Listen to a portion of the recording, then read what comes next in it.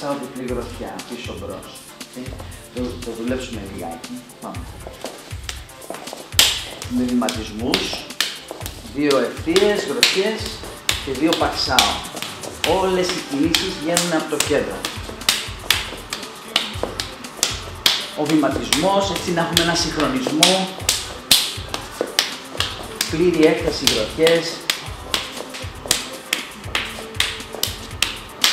Και τώρα θα εκπαιδεύσουμε το άλλο Hacksaw Jaw. Δηλαδή θα είμαστε διασταυρωτά και οι γροθιές θα είναι πάλι οι 2, αλλά μόνο που αυτή τη φορά θα κάνουμε και απάντηση, δηλαδή να κάνουμε κάλυψη και μετά να κάνουμε τις 2 γροθιές. Οπότε όπως έρχονται οι 2 γροθιές, αποκρούμε από μέσα από το χέρι, μετά με ένα τρίτο παξάο περνάμε το χέρι του παρτνέρ, κάνουμε κάλυψη και τώρα μόλις κάνω κάλυψη τότε μπαίνω εγώ. Κάθε φορά που κάνουμε κάλυψη λέει στο παρτνέρ μου ότι έρχομαι.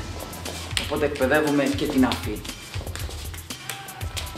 Πάντα τα χέρια να τραβιούνται πίσω, έτσι, οπότε να έρχονται από το κέντρο.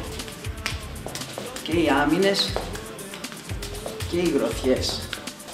Λοιπόν, αυτές οι ασκήσεις έχουν να κάνουν με τις διπλές επιθέσεις που κάνει κάποιος.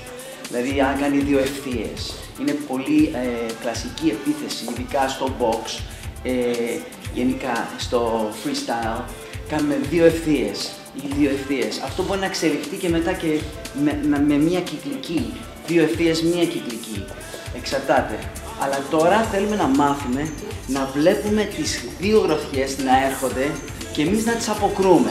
Γι' αυτό και κάνουμε αυτή την άσκηση. Οπότε αυτά μετά μεταφέρονται σε διάφορες τεχνικές.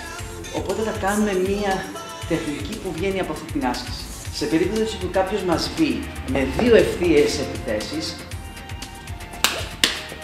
θα κάνουμε το διπλό παξάο και θα μπούμε αμέσως.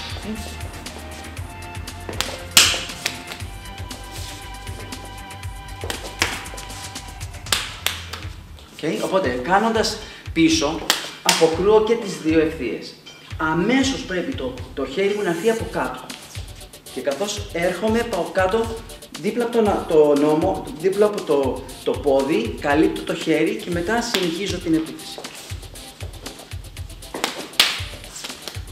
Τώρα θα μπορούσαμε να κάνουμε τώρα στις 2 ευθείες, λοιπόν πάμε, πακ και τάν. Και μετά να μπω μέσα. Το ίδιο χέρι που κάνει πακ, απλά διατηρώ το κέντρο και αποκρούω τη δεύτερη γροθιά. Αμέσως λάπω και μπαίνω και πατάω έξω και συνεχίζω.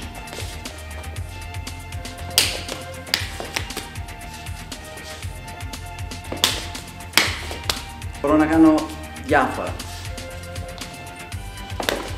Λάπ και να χτυπήσω. Εδώ και να χτυπήσω. Πακτάν, λαπ, χτυπάω ή κάνω κλείδωμα. Πακτάν, κάλυψη, χτυπάω, ξαναχτυπάω.